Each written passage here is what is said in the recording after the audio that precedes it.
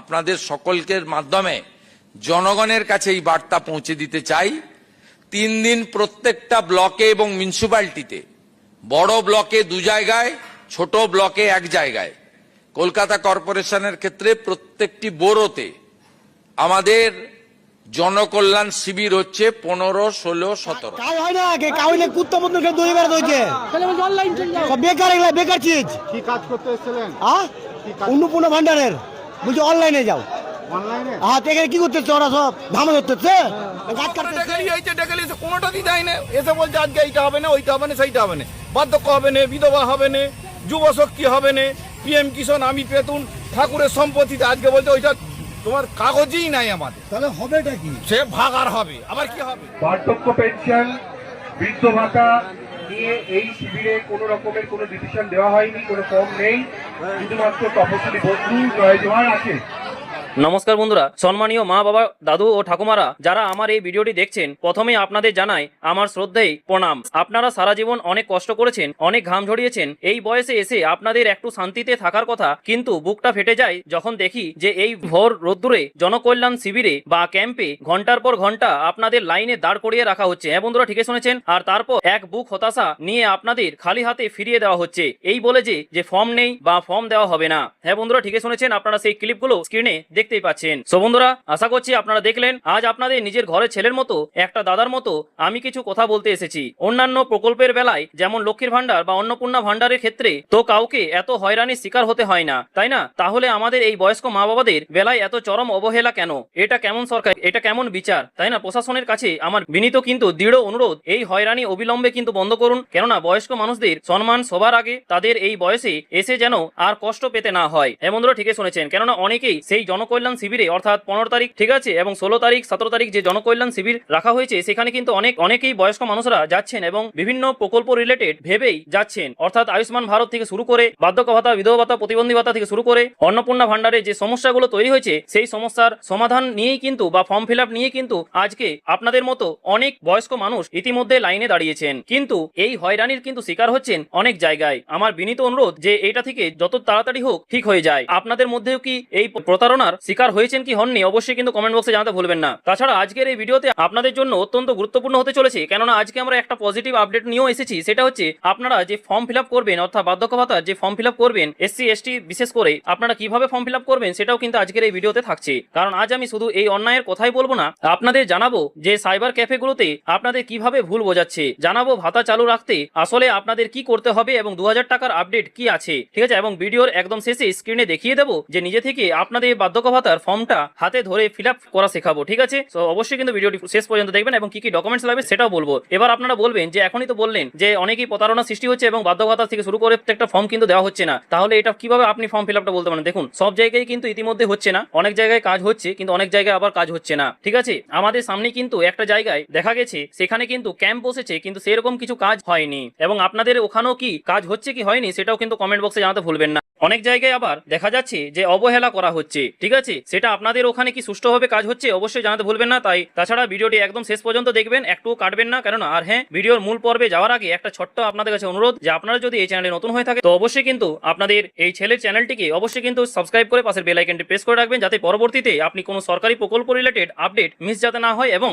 আপনি এই প্রকল্প থেকে বঞ্চিত না হন। তাছাড়া আপনাদের যে প্রশ্নগুলো রয়েছে এবং অনেকেই প্রশ্ন করেছেন আমাদের এখানে সাইবার ক্যাফেতে, ঠিক আছে, যে বিগত কয়েকদিন ধরে সেখানে প্রতিদিন বয়স্ক মানুষেরা আসছেন এবং চিন্তিত মুখে, সেটা কি কেউ বলছেন যে বাবা ইউটিউবে দেখলাম আধার কার্ডের সাথে রেশন কার্ডের লিঙ্ক না করলে নাকি ভাতার টাকা বন্ধ হয়ে যাবে। আবার কেউ বলছেন যে ব্যাংকের বইয়ের সাথে কি সব আপডেট করতে হবে। তো বন্ধুরা, আমার সম্মানীয় দাদু ঠাকুমা এবং মা বাবারা, আমি আপনাদের হাত জোর করে বলছি যে একদম ভয় পাবেন না। এই কথাগুলোর কোনো ভিত্তি নেই। কিছু ইউটিউবার এবং কিছু অসাধু লোক আপনাদের কিন্তু ভয় দেখিয়ে টাকা আয়ের ধান্দা করছে, তাই অবশ্যই কিন্তু সেগুলো থেকে যতটা পারবেন দূরে থাকবেন, ঠিক আছে। এইসব কিন্তু কিছু করতে হবে না, শুধুমাত্র আপনাদের ডিবিটি অর্থাৎ ডাইরেক্ট বেনিফিট ট্রান্সফার মাধ্যমে যেহেতু টাকা ঢুকবে, ঠিক আছে, সেটাই কিন্তু আপনাদেরকে করতে হবে। এবার চলে আসি যে আধার কার্ড বা রেশন কার্ড আপডেট করাটা সরকারের একটা সাধারণ কাজ, কিন্তু তার জন্য আপনার বার্ধক্য ভাতার টাকা আটকে যাবে, এটা সম্পূর্ণ কিন্তু মিথ্যে কথা। আর ব্যাংকের কেওয়াইসি সেটা কিন্তু ব্যাংকের নিজস্ব নিয়ম, আপনার অ্যাকাউন্ট ঠিক রাখতে ব্যাংক সেটা চাইতে পারে, কিন্তু তার মানে এই নয় যে কেওয়াইসি জমা না দিলে সরকার আপনার ভাতার টাকা কেড়ে নেবে। তাই অকারণে প্যানিক করবেন না,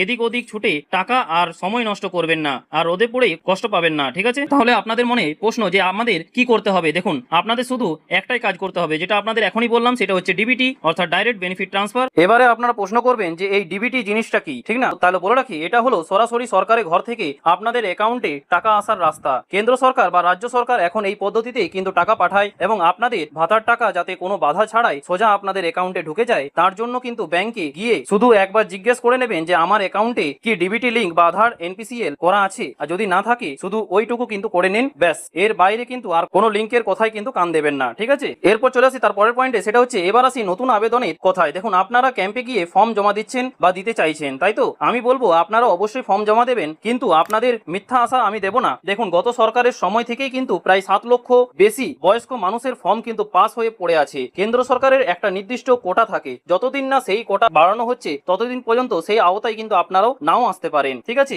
এখনো কিন্তু পেন্ডিং এ অনেকজনই রয়েছে এবং আপনার নামও হয়তো সেখানে কিন্তু পেন্ডিং এ অপশনেই কিন্তু রয়ে আছে, তাই তো? এবং আপনাদের কি সাকসেস আছে, আপনাদের কি টাকা ঢোকে এই 1000 টাকা? অবশ্যই কিন্তু জানাতে ভুলবেন না। আপনি কি বার্ধক্য ভাতা পান নাকি পান না? আর যদি না পেয়ে থাকেন তাহলে আপনার স্ট্যাটাস কি দেখাচ্ছে সেটাও কিন্তু আমাকে জানাতে ভুলবেন না। তাছাড়া আমাদের বিজেপি সরকার যে বলেছিল যে 1000 টাকার বদলে 2000 টাকা করে কিন্তু দেওয়া হবে, সেই ব্যাপারেও কিন্তু এখনো কোনো অফিসিয়াল নোটিশ আসেনি। কেননা আপনারা জানেন যে 1000 টাকা এই মাসের অর্থাৎ জুন মাসের 6 তারিখে কিন্তু আপনাদের অনেকের অ্যাকাউন্টে 1000 টাকা করে কিন্তু ক্রেডিট হয়েছে, তাই তো? কিন্তু 2000 টাকা করে দেওয়ার কথা ছিল এবং আমাদের বিজেপি সরকারের প্রতিশ্রুতিও ছিল যে 2000 টাকা করে কিন্তু দেওয়া হবে, কিন্তু সেই টাকা আপনারা বলবেন যে কবে থেকে দেওয়া হবে এবং কখন আমরা পাবো, তাই তো? তো বলে রাখি আপনাদের কিন্তু জুলাই মাস থেকে, হ্যাঁ বন্ধুরা ঠিকই শুনেছেন, 1 জুলাই থেকে কিন্তু আপনাদের অ্যাকাউন্টে এই বর্ধিত আপনাদের 2000 টাকা করে কিন্তু আপনারা পেতে চলেছেন। জুলাই মাস থেকে কিন্তু পাওয়ার সম্ভাবনা কিন্তু প্রবল রয়েছে এবং এই বিষয়ে আপনাদের কি মতামত অবশ্যই কিন্তু কমেন্ট বক্সে জানাতে ভুলবেন না। এবার আমি আপনাদের দেখাবো আপনারা যখন ক্যাম্প থেকে ফর্ম পাবেন সেটা কিভাবে ফিল আপ করবেন। দেখুন আপনারা স্ক্রিনে দেখতেই পাচ্ছেন যে জয় বাংলা পেনশন স্কিমের ফর্ম, এটা পুরোটাই ইংরেজি বড় হাতের অক্ষরে অর্থাৎ ক্যাপিটাল লেটারে কিন্তু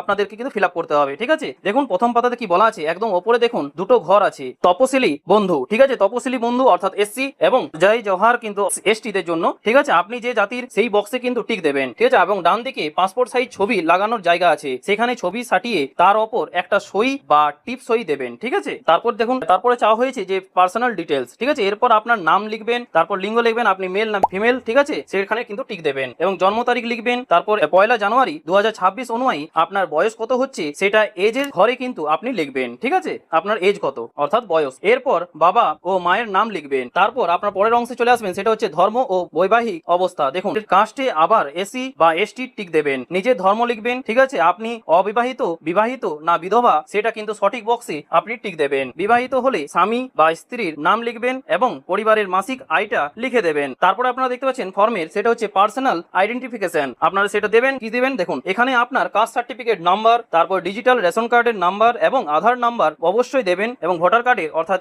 ইপিআইসি নাম্বার কিন্তু আপনারা এখানে দেবেন, ঠিক আছে? এবার চলে আসি সেই 2 নম্বর ফর্মের ছবি। আপনারা দেখতে পাচ্ছেন যে প্রথমে কি চাওয়া হয়েছে, সেটা হচ্ছে কন্ট্যাক্ট ডিটেলস, ঠিক আছে? অর্থাৎ ঠিকানা। দেখুন রাজ্য তো পশ্চিমবঙ্গই লেখাই আছে, আর তাছাড়া আপনার বিধানসভার নাম, জেলা, থানা, ব্লক বা মিউনিসিপ্যালিটি, গ্রাম পঞ্চায়েত বা ওয়ার্ড নাম্বার, তারপর হচ্ছে গ্রামের নাম, পিনকোড সব সুন্দর করে কিন্তু লিখবেন। আপনি কত বছর পশ্চিমবঙ্গে আছেন সেটাও কিন্তু লিখবেন, যেমন জন্ম থেকে থাকলে নিজের বয়সটা লিখে দেবেন। আর একটা চালু মোবাইল নাম্বার অবশ্যই দেবেন, কেননা ওই চালুর মোবাইল নম্বরই কিন্তু আপনাদের মেসেজ ঢুকবে যে আপনাদের এই 2000 টাকা কিন্তু ক্রেডিট হয়েছে, ঠিক আছে? আপনারা জানতে পারবেন, ঠিক আছে, যে আপনাদের ব্যাংক অ্যাকাউন্টে টাকা ঢুকেছে, যেহেতু আপনাদের ব্যাংক অ্যাকাউন্টের সাথে মোবাইল নাম্বারের লিঙ্ক আছে, ঠিক আছে? সেই কারণে এরপর চলে আসি সবচেয়ে গুরুত্বপূর্ণ অংশে এবং তার পরের অংশে, সেটা হচ্ছে ব্যাংক অ্যাকাউন্ট ডিটেলস। এটা কিন্তু খুব জরুরি। কেন বলছি, কারণ হচ্ছে ব্যাংক ডিটেলস যদি আপনি ভুল দেন তাহলে কিন্তু এই টাকাটা কিন্তু টাকার থেকে আপনি বঞ্চিত হতে পারেন, তাই এটা কিন্তু খুব সিরিয়াস ভাবে ভরবেন। দেখুন ব্যাংকের নাম চাওয়া হয়েছে, তারপর হচ্ছে ব্রাঞ্চের নাম, তারপর চাওয়া হয়েছে অ্যাকাউন্ট নাম্বার এবং আইএফএসসি কোড, একদম কিন্তু বই দেখে মেলাবেন অর্থাৎ আইএফএস কোড। আর তাছাড়া ফর্মে ব্র্যাকেটে